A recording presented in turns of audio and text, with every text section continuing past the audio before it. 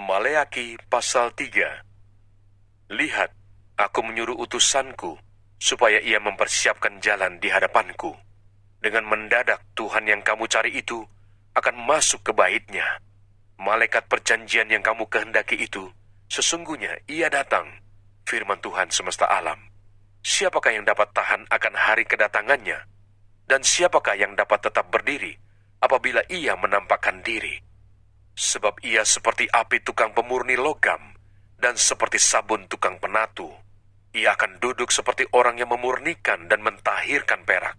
Dan ia mentahirkan orang Lewi, menyucikan mereka seperti emas dan seperti perak, supaya mereka menjadi orang-orang yang mempersembahkan korban yang benar kepada Tuhan. Maka persembahan Yehuda dan Yerusalem akan menyenangkan hati Tuhan, seperti pada hari-hari dahulu kala dan seperti tahun-tahun yang sudah-sudah.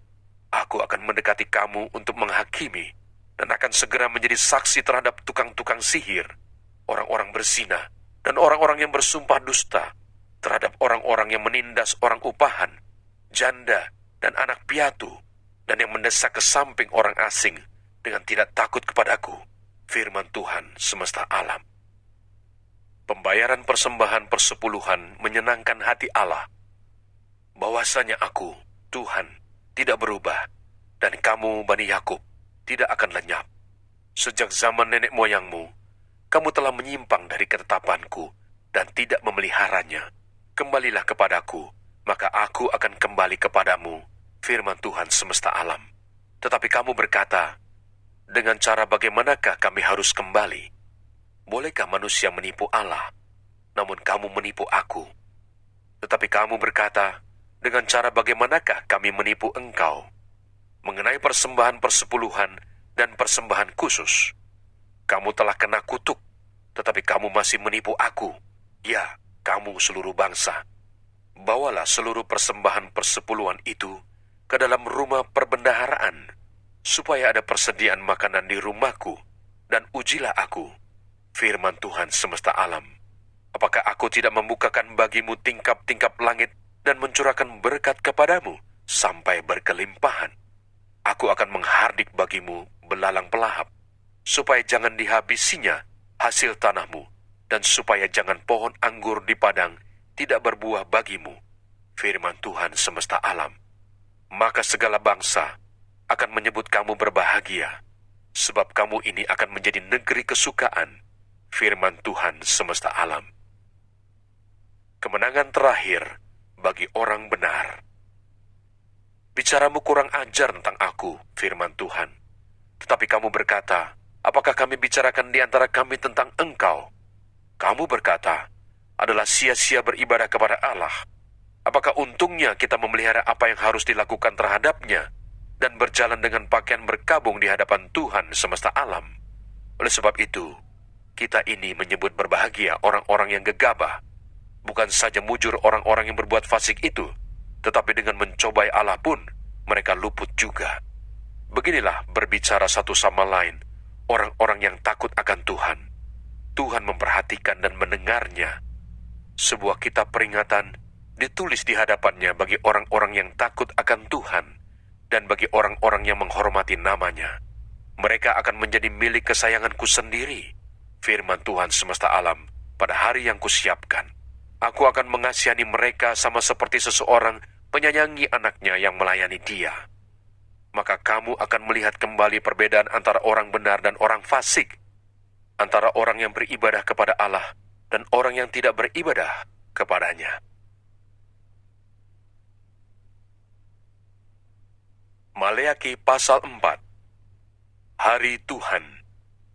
Bahwa sesungguhnya hari itu datang, menyala seperti perapian, maka semua orang gegabah dan setiap orang yang berbuat fasik menjadi seperti jerami dan akan terbakar oleh hari yang datang itu, firman Tuhan semesta alam, sampai tidak ditinggalkannya akar dan cabang mereka. Tetapi kamu yang takut akan namaku, bagimu akan terbit surya kebenaran dengan kesembuhan pada sayapnya. Kamu akan keluar dan berjingkrak-jingkrak seperti anak lembu lepas kandang. Kamu akan menginjak-injak orang-orang fasik, sebab mereka akan menjadi abu di bawah telapak kakimu. Pada hari yang kusiapkan itu, firman Tuhan semesta alam. Ingatlah kepada Taurat yang telah kuperintahkan kepada Musa hambaku di Gunung Horeb untuk disampaikan kepada seluruh Israel, yakni ketetapan-ketetapan dan hukum-hukum. Sesungguhnya, aku akan mengutus Nabi Elia kepadamu menjelang datangnya hari Tuhan yang besar dan dahsyat itu. Maka ia akan membuat hati bapa-bapa berbalik kepada anak-anaknya, dan hati anak-anak kepada bapa-bapanya, supaya jangan aku datang memukul bumi sehingga musnah. Injil Matius. Matius pasal 1. Silsilah Yesus Kristus. Inilah silsilah Yesus Kristus, anak Daud, anak Abraham. Abraham memperanakan Ishak. Ishak memperanakan Yakub.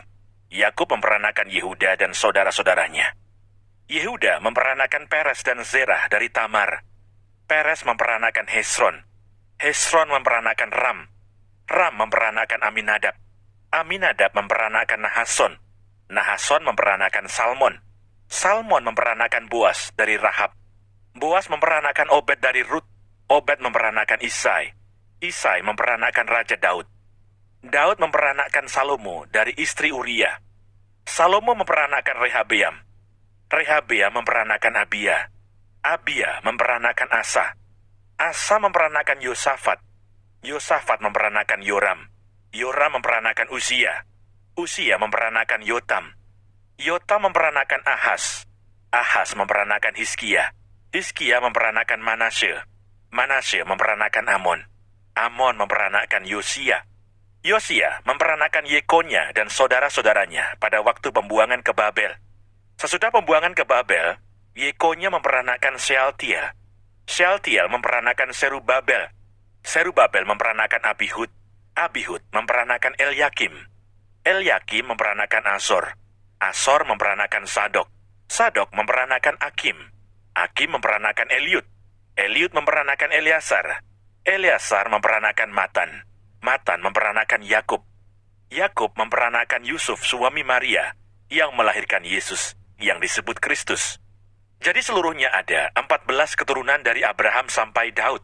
14 keturunan dari Daud sampai pembuangan ke Babel, dan 14 keturunan dari pembuangan ke Babel sampai Kristus.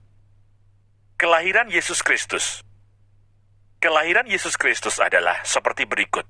Pada waktu Maria ibunya bertunangan dengan Yusuf, ternyata ia mengandung dari Roh Kudus sebelum mereka hidup sebagai suami istri. Karena Yusuf suaminya seorang yang tulus hati dan tidak mau mencemarkan nama istrinya di muka umum, ia bermaksud menceraikannya dengan diam-diam. Tetapi ketika ia mempertimbangkan maksud itu, malaikat Tuhan nampak kepadanya dalam mimpi dan berkata, "Yusuf anak Daud, janganlah engkau takut mengambil Maria sebagai istrimu, sebab anak yang di dalam kandungannya adalah dari Roh Kudus.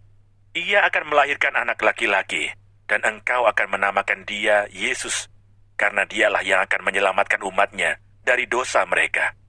Hal itu terjadi supaya genaplah yang difirmankan Tuhan oleh Nabi.